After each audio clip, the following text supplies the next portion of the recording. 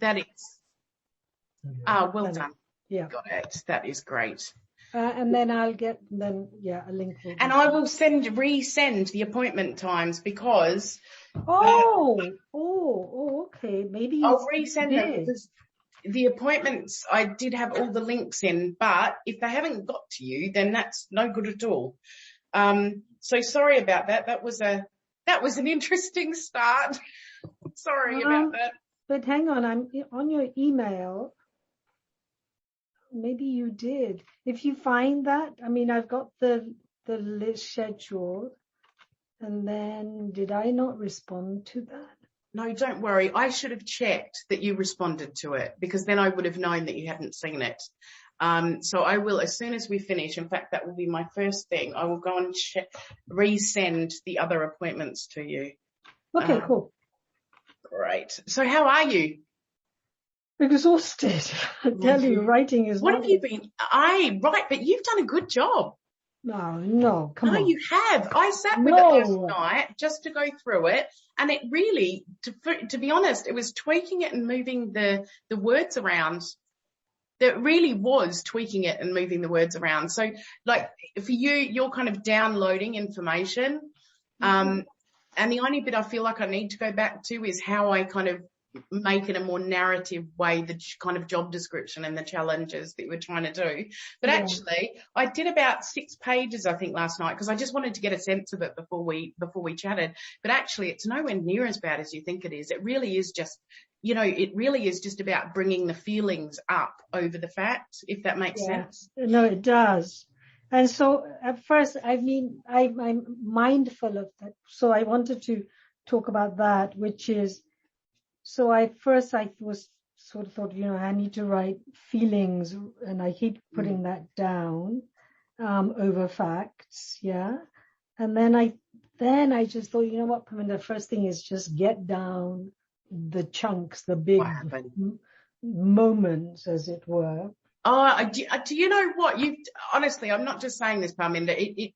I looked at it and I thought, I can immediately see what I need. So what I ended up doing is almost, I can't remember the exact paragraphs, but it was like taking paragraph 3 and putting it up.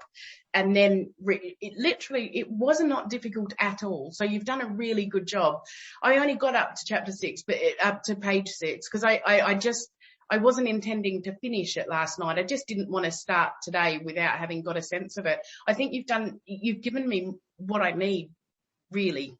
You've given me well and truly what I need. So I think it's a great start, and I'll send it back to you, and when I get a chance to finish it. But I think it is just about that. In a way, that's what you're doing. You're downloading content. That's your job. Yeah, that's what I'm doing. And I've lost because I did have I've got a schedule here.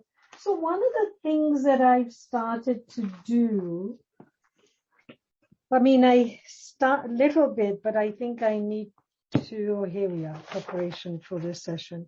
I realized, that one of the things I started to do was to go into my archive boxes and use kind of mementos or whatever, yeah? Mm-hmm. And then going with the feelings that it triggers, yeah? Yes. Here's, and you'll find it right at the end. I've got to get myself, so here's a picture of me in 1979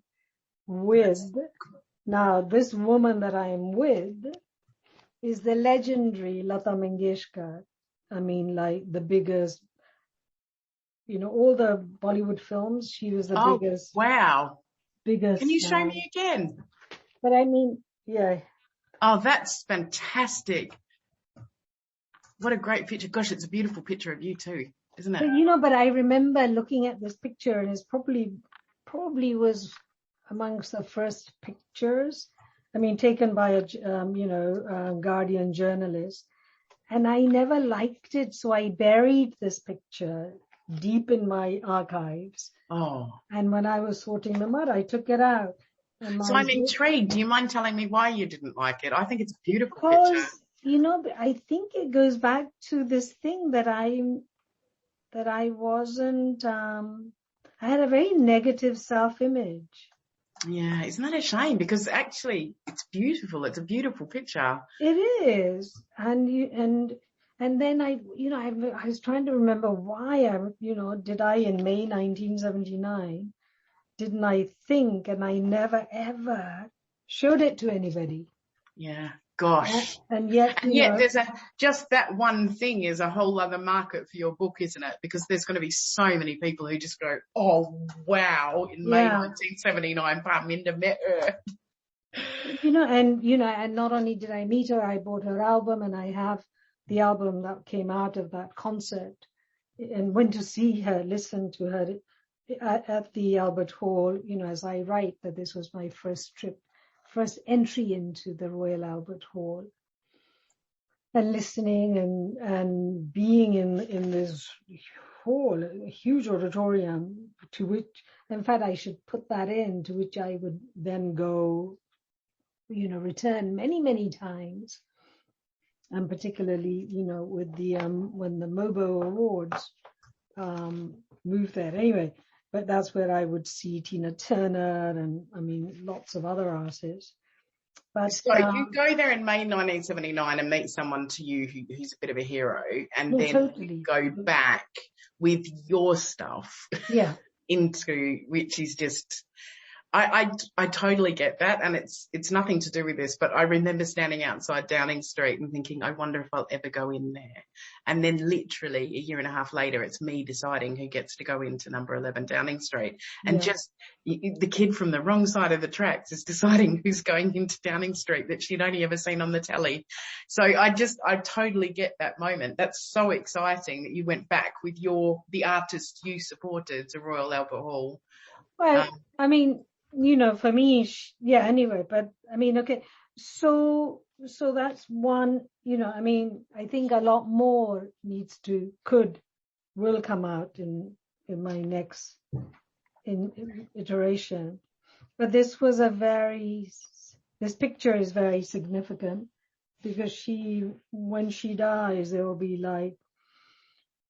and she's very old now and very frail. But one of the things that seems to be emerging in the book is a soundtrack of and you'll hear a lot more. So it's almost like the music is telling is part of a story. Mm-hmm. With her, and then I should have made the connection. So I saw her in May 1979. And the male equivalent of her is Mohammed Rafi, and he dies in 1980, I think. But I was offered a ticket to his concert on my birthday in 1979, and he was performing. You met both of them in 1979. Yeah, so he was performing in Birmingham, but he,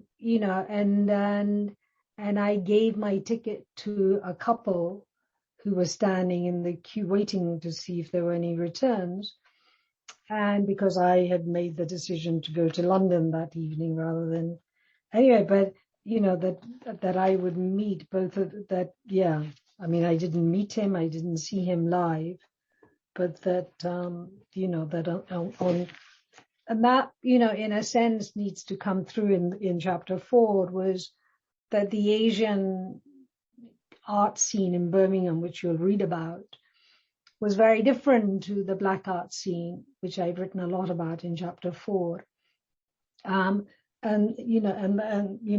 it was focused a lot on bringing established artists. That was happening within the Caribbean community, the African and the Caribbean community.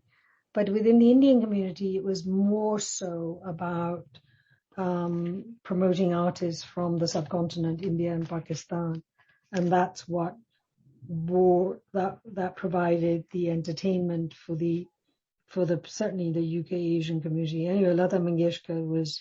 It's interesting because you said that Birmingham felt a real hotbed of racism when you arrived, which must have been shocking. And it was interesting that even with you downloading the content,